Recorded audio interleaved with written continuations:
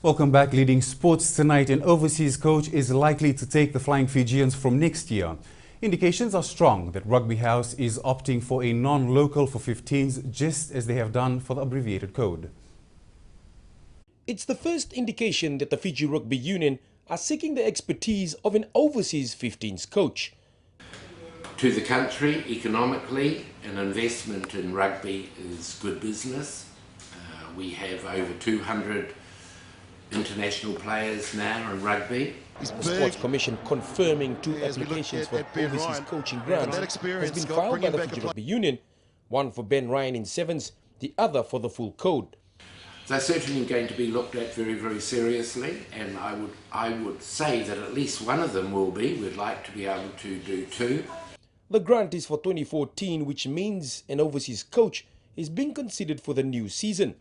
As yet, it's capably filled by 15-cap back rower Inoki Male, who was handed a 4-year contract last year, taking him up to the 2015 World Cup.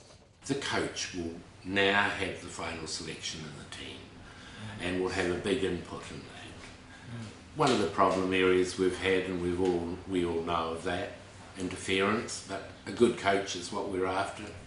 The Sports Commission will make an announcement on the applications next month. William Tambuya, Fiji One News. Digital Fiji Sevens coach Ben Ryan will take the national team right through to the 2016 Games in Rio de Janeiro. Reliable sources have confirmed that Ryan has proven that he is the man for the job after the 44-0 thrashing of New Zealand at the Dubai Sevens. Rugby House and other stakeholders are happy with his performance. At the end of each year, we'll be looking at how well the coaches do. We are proposing on putting in bonuses within the contract too, so that the coach, if they perform well, and like Ben getting us a win over New Zealand, finally the All Blacks had a 0 score to look at. The national side touched down back home in Nandi just moments ago, but without the Englishman. Ryan headed back home to England with his wife Natalie. He tweeted and quote, "I'm back to London for Christmas, etc., then to Fiji and prepare for Vegas and Wellington. Thank you all for the support."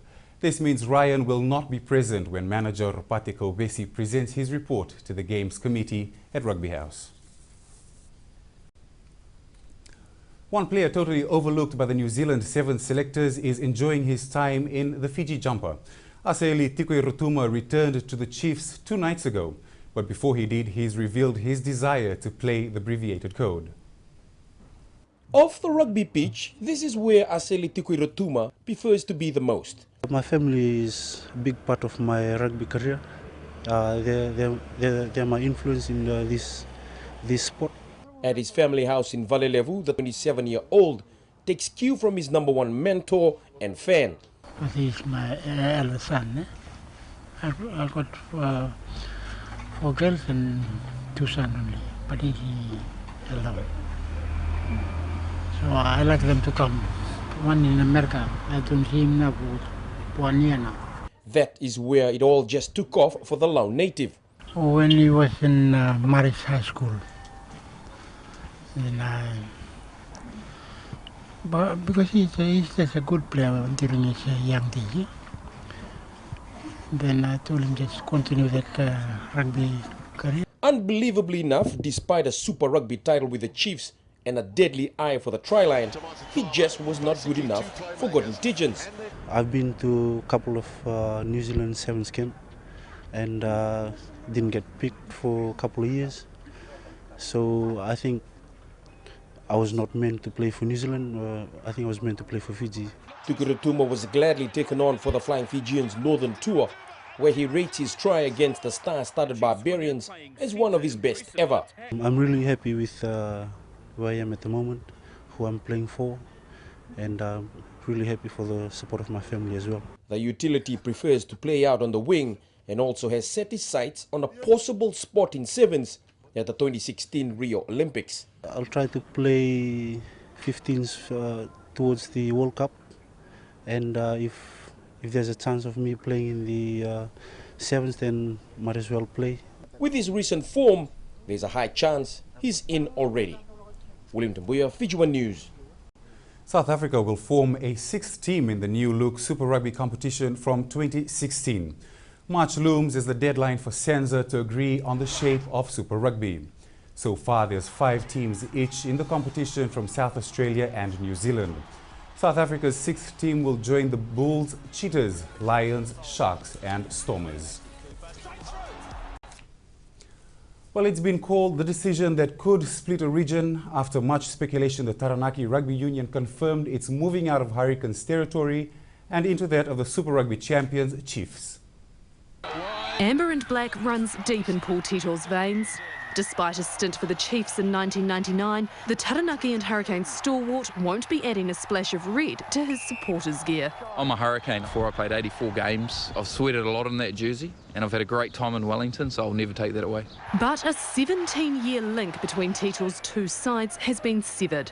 The Taranaki Rugby Union, along with others, granted a 7-year licence to help run the Chiefs. We had the opportunity to initially look at the Hurricanes proposal.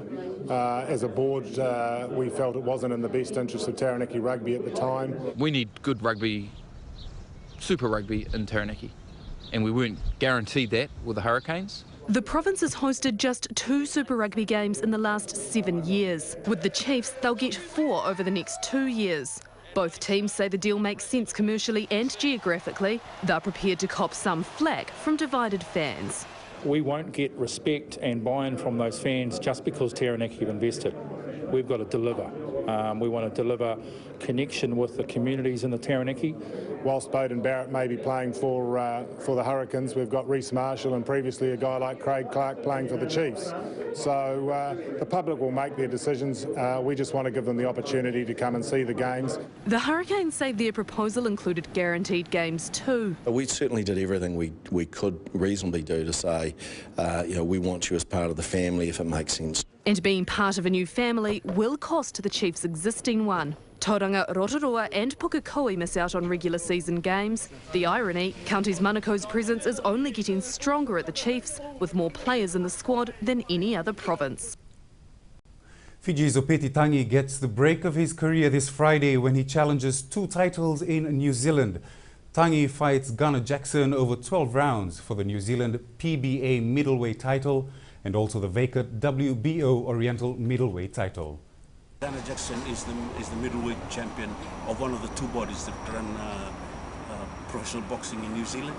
A victory for Opeti Tangi would seem rated number 15th in the OBA rankings in the world.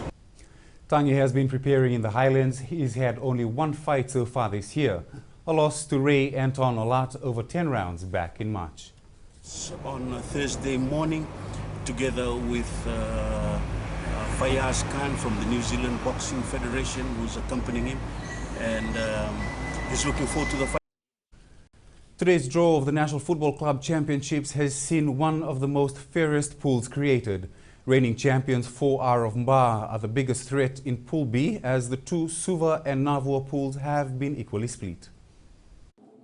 A good crowd turned out for the Crease Science NCC finals draws this morning, and it turned out just as they expected.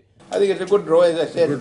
The teams have been separated. We were wondering if the 2 Suva teams come into one pool or 2 Navua teams, but luckily it is all separated. United of Rewa and League FC of Navua were first out, which saw them head Pool 1 and 2 respectively. The teams from other districts will want to topple everybody else. There were clear anticipations for which draw reigning champions 4R of Mba would come out of.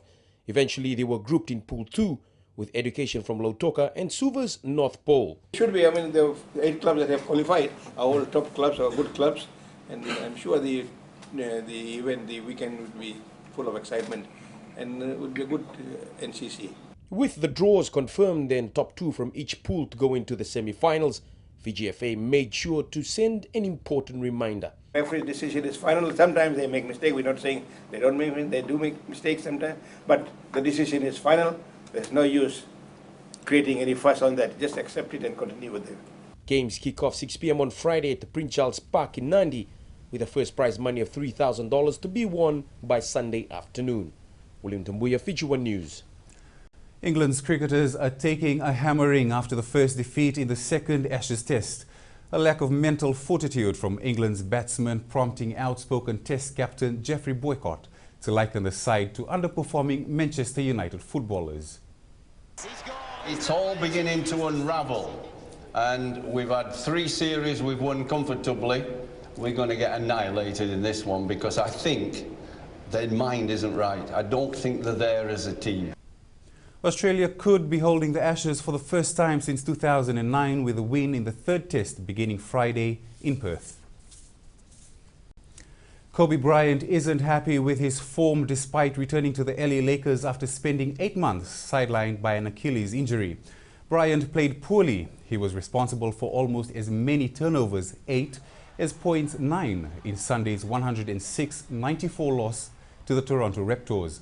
The last time we saw Kobe Bryant in a game was way back in April, when he tore his tendon in a win over the Golden State Warriors, ending his season only a few weeks before the start of the playoffs.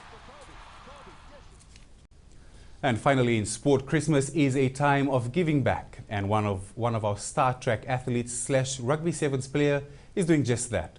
Nico Verikota was today quite vocal with the Fiji Corrections Service Christmas Carols Choir that paid a special visit to Fiji television. Verikota was the only player from the Wardens Rugby Club. Outside of rugby, it's just taking time out and helping our inmates coming, and it's time of the year, it's the season to be happy and be jolly with family and friends. And that's sports for tonight, Billy. Thanks, Myron. Stay with us. We have world news after the break.